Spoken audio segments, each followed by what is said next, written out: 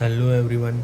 आज हम इस वीडियो में देखने वाले हैं फाइनेंशियल ईयर 2026-27 का पूरा टीडीएस पेमेंट प्रोसेस, जो कि नया इनकम टैक्स एक्ट 2025 पोर्टल पे आ चुका है। 1961 का एक्ट अभी ख़त्म होने जा रहा है, तो आपको नए अपडेट आ चुके हैं। तो आपको ध्यान से ये वीडियो आप देखिए, कैसे पेमेंट करना है, कौन से सेक्शन में ये पेमेंट सिलेक्ट करके भरवाने हैं, तो एंड तक देखना। और ये वीडियो अकाउंटेंट्स को, सीए ऑफिस में जो काम करते हैं उनके लिए, सबके लिए इम्पोर्टेंस ये वीडियो होगा, तो एंड तक देखना। और आपकी एक छोटी सी गलती आपको एक पेनल्टी तक ला सकती है, तो ये वीडियो इग्नोर मत करना। सबसे पहले आपको income tax e filing portal पे जाना है। यहाँ पे आपको अपडेटेड की हुई इनकम टैक्स पोर्टल आपको साइट दिखाई देगी। फिर आपको नीचे आके ई पे टैक्स ऑप्शन सिलेक्ट करना है।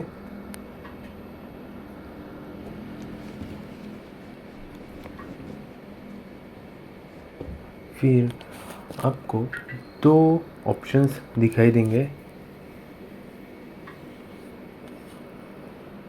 ये विंडोज अपडेट हो रही है, एक सेकंड।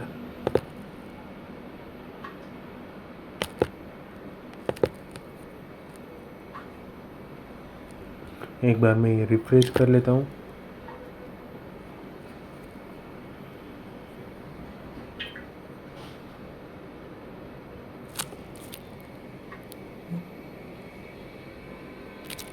हाँ, अभी यहाँ पे आपको दो ऑप्शंस दिखेंगे, इनकम टैक्स एक्ट 2025 और इनकम टैक्स एक्ट 1961।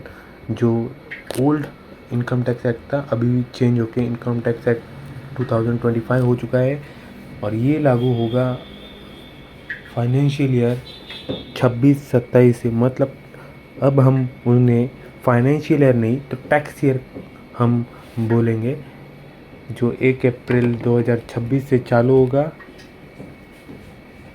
तो हमें अप्रैल का टैक्स पे करना है, तो हम इनकम टैक्स एक्ट 2025 ये ऑप्शन सिलेक्ट करेंगे और कंटिन्यू करेंगे। कंटिन्यू करने के बाद हमें इधर 10 नंबर डालना है।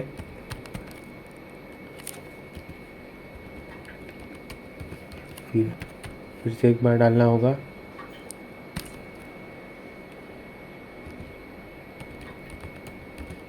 फिर फ़ोन नंबर डाल के हमें वेरीफाई करना है।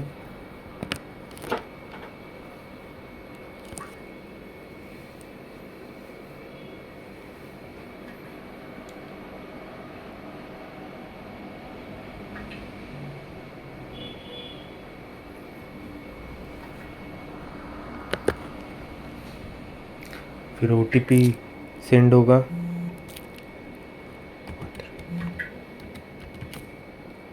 फिर ये 10 वेरीफाई होएगा। फिर आपको यहाँ से कंटिन्यू करके आपको एक नई विंडो दिखाई देगी। यहाँ पे अभी आपको टैक्स ईयर सिलेक्ट करने के लिए पूछेगा। यहाँ पे आपको 26-27 सिलेक्ट करना है। यहाँ पे आपको ये पहली विंडो टीडीएस टीसीएस के लिए सिलेक्ट करनी है। फिर आपको आना है ये विंडो पे। यहाँ पे आपको पूछ रहा होगा टैक्स एप्लीकेबल मेजर हेड, आपको अदर देन कंपनी डिडक्टी को टीडीएस पे करना है या कंपनी का। यहाँ पे ये सिलेक्ट करके आपको आगे बढ़ना है। रेसिडेंट होगा तो रेसिडेंट सिलेक्ट करना है। फिर यहाँ पे नोट्स पर आपको दिखाई देंगे कि यहाँ पे इस नए फीचर में क्या नए फीचर्स आए हैं, तो ये आप पढ़ सकते हो। फिर आपको यहाँ से कंटिन्यू करना है। कंटिन्यू करने के बाद आपको अभी, आप पहले सेक्शन सिलेक्ट करके आप टीडीएस पेमेंट करते थे, बट अभी आपको वहाँ पे कोड दिखेगा सेक्शन के अलग बजाय। मैं आपको वो टीडीएस अपडेटेड चार्ट जो गवर्नमेंट ने इशू किया है वो मैं आपको डिस्क्रिप्शन में डाल दूँगा, आप चेक कर लो। उसमें ओल्ड सेक्शन और न्यू कोड वो कौन से हैं आप वो एक बार देख लीजिए, आपको आइडिया आ जाएगा। फिर यहाँ पे देखिए एक कमीशन और ब्रोकरेज के लिए आपको 194H सिलेक्ट कर देते, बट आपको अभी 1006 सिलेक्ट करना है। Rent on machinery 194I select कर देते। अदर देन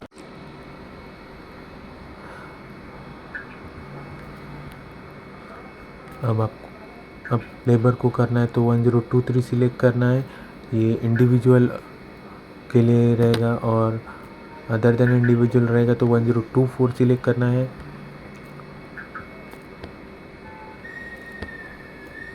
यहाँ पे बहुत सारे आपको अभी सेक्शंस नहीं दिखेंगे, आपको कोड्स दिखेंगे।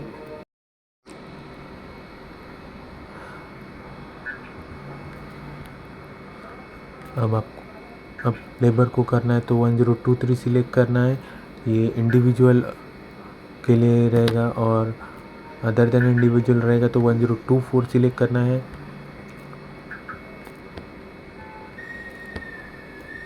यहाँ पे बहुत सारे आपको अभी सेक्शंस नहीं दिखेंगे, आपको कोड्स दिखेंगे, तो आपको यहाँ पे आप चेक कर सकते हो। मैं यहाँ पे आपको डिस्क्रिप्शन में चार्ट दे दूँगा, आप वो देख के आप चालान पे करिए। फिर अभी मैं यहाँ पे एक सिलेक्ट करके मैं आगे बढ़ता हूँ रेंट का। यहाँ पे आपको टैक्स अमाउंट डालना है, ऐड करना है, तो यहाँ पे ये चालान आपको दिखने लगेगा। फिर आपको एक और इस फीचर दिया है कि आप एक ही चालान में 2 सेक्शन के चालान आप पे कर सकते हो सब। जो आपको अभी एक कमीशन और ब्रोकरेज में सिलेक्ट कर लेता हूँ, इस अमाउंट डाल देता हूँ और इसको ऐड कर देता हूँ टैक्स अमाउंट में डाल के। तो आप यहाँ पे एक ही चालान में आप 2 सेक्शन के चालान भी आप पे कर सकते हो। आप 20 कोड आप एक ही चालान में सिलेक्ट कर सकते हो, मतलब आप 194J और C मतलब प्रोफेशनल्स, लेबर और रेंट का पेमेंट आपको एक साथ करना है, तो आप एक ही चालान में पे कर सकते हो। यहाँ पे खाली आपको एक प्रोफेशनल का ऐड करना होगा, चालान को कोड सिलेक्ट करके फिर आपको आगे बढ़ना है। इंटरेस्ट, लेट फीस, पेनल्टी जो भी हो आपको यहाँ पे फी डाल के आपको आगे बढ़ना है। फिर कंटिन्यू करने के बाद आपको यहाँ पे दिखेगा एक फाइनल समरी, टैक्स अमाउंट दिखेगा आपको टोटल। फिर टोटल सेक्शन कितने सिलेक्ट किए हैं, 2 दिख रहे हैं, तो आपको ये सब वेरीफाई करके आपको एक बार कंटिन्यू करना है। फिर आपको नॉर्मली आपकी बैंक डिटेल सिलेक्ट करके आपको ये चालान पे करना है। फिर आपको ये चालान पे करने के बाद आप सेव करके रखिए, और रिटर्न करते वक्त आपको ये ज़रूरी रहेगी, तो आप सेव करके रखिए।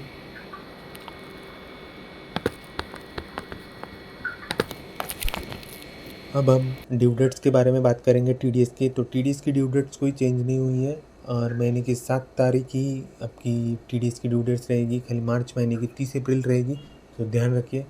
टीडीएस डिले करोगे तो इंटरेस्ट पेनल्टी लगेगा, तो वहाँ पे आपको ध्यान रखना है। फिर कॉमन मिस्टेक्स बता देता हूँ। टीडीएस के चालान इस बार आप नए विंडो में जाके आप पे करने वाले हो, नया इनकम टैक्स एक्ट है, तो ध्यान रखिए। पहले गलती हो सकती है, आप इनकम टैक्स गलत सिलेक्ट कर सकते हो। एक्ट 2025 ही आपको सिलेक्ट करना है। फिर से दूसरा सेक्शन कोड गलत सिलेक्ट कर सकते हो। मैंने टीडीएस चार्ट दिया हुआ है, ध्यान में रखिए, डिस्क्रिप्शन में होगा, आप डाउनलोड कर लीजिए। Third, assessment year, tax year में आप कंफ्यूज हो सकते हो, तो उधर ध्यान रखिए, टैक्स ईयर ही सिलेक्ट करना है। तो यहीं पे मैं अपनी वीडियो एंड करता हूँ। मेरे चैनल को सब्सक्राइब करो और लाइक करो और शेयर करो। Thank you.